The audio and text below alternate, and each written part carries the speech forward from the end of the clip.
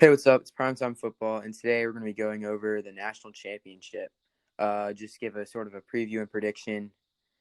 Alabama's off of their win in the Rose Bowl over Notre Dame, 31-14. They dominated that game. Don't let the score fool you. It was not even close to a 17-point game. Alabama I'm not exactly sure how much they went up. It was 28-7, and then they just hit the brakes. That was it. They're done getting in ready for the national championship. Ohio State, very surprisingly, sort of shocked the country, dominated Clemson, beat them 49-28. They were just the better team in that game. A lot of people, including myself, thought Clemson was going to win that game. So go ahead and give me a rundown of what this Alabama team looks like and what they can sort of showcase in this game.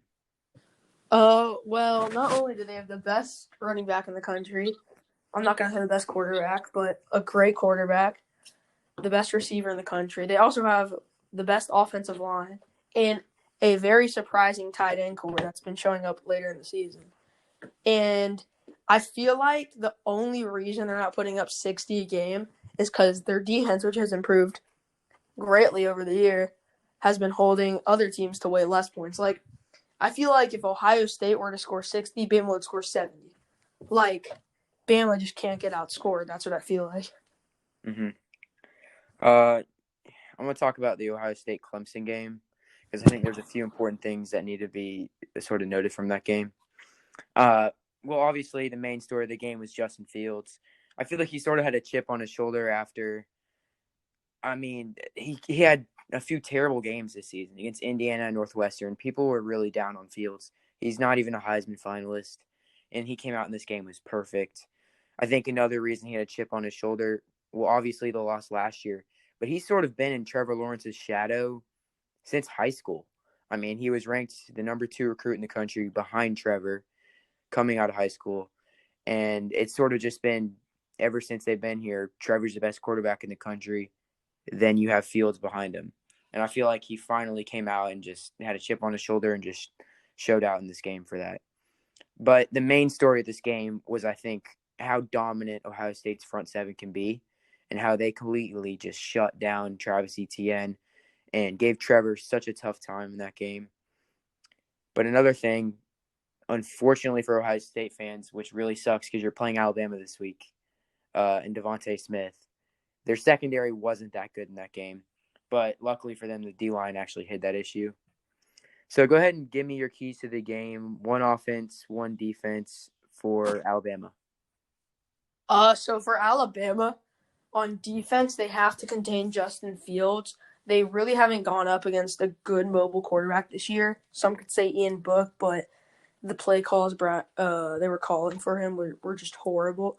Justin Fields is able to create plays and improvise, and that's what usually can be Alabama teams, is players that make plays out of nothing and yards out of nothing. And so Alabama did have trouble containing Ian Book for part of that game. So I think containing Justin Fields is a huge thing for them on defense. And in the run in general with Trey Sermon. And then for Alabama on offense, it's again just time of possession, just wearing down that defensive line with Najee Harris, and then setting up for the play action later on. For Ohio State, I think they really need to dominate or at least neutralize Bama's offensive line. Like you said, they're probably the best offensive line in the country. And it's tough to say because Najee Harris is back there and they have this passing game. If you're going to shut something down, you probably want to shut down the run game because it's just going to wear you out. And in the pass game, I mean, you can get a few lucky stops. Maybe Mac Jones makes a mistake or two. But you got it. You cannot be beat by Najee Harris and just get worn down throughout the game. So they got to at least neutralize Bama's offensive line. They also, on offense, they got to play a mistake-free game. They're going to have to score a lot in this game. We all know that if they want to win, it's going to be a shootout. And in a shootout type of game, just one or two free possessions to Alabama could be the edge. If Fields throws one pick in the red zone and Alabama goes and cashes that in for a touchdown, that could be the game right there. So they got to play a mistake-free football game. Let's talk about some important matchups in this game and sort of debate who will win them. Let's start off with Ohio State's front seven versus Bama's offensive line. I'll tell you who I'm going to go with here. I think Bama's offensive line is going to win this. Mm-hmm. We've beat this in the head already, but they have the best offensive line in the country. Ohio State's front seven is the strength of their defense. However, they haven't played an offensive line anywhere near this.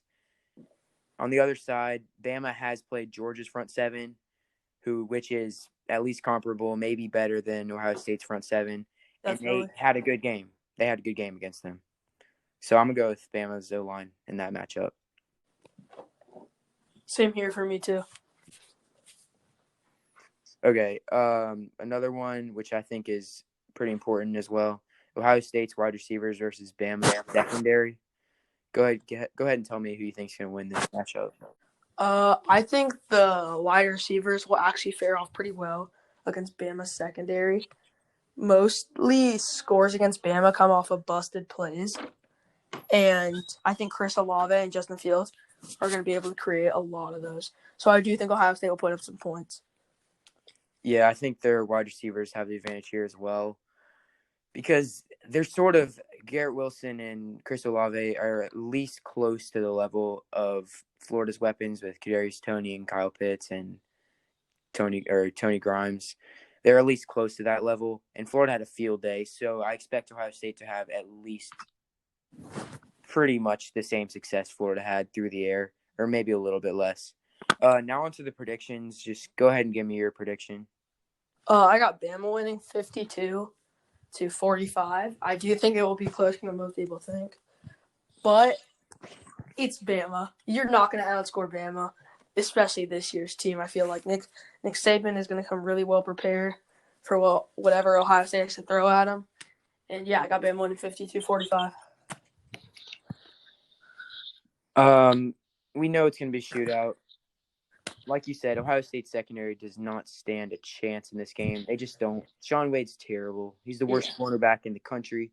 I've never seen a worse corner in my entire life than Shaun Wade.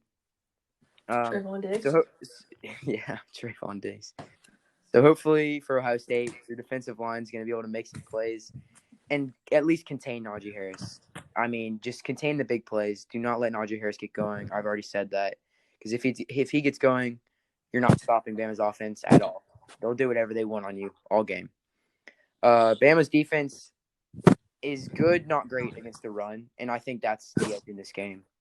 Ohio State's run game is arguably the best in the country, up there with Bama. And I think they'll be able to run the ball effectively pretty much whenever they want. So, that being said, I'm going to go with Ohio State, 49-45. I think Justin Fields will be able to sort of make more plays than Mac Jones.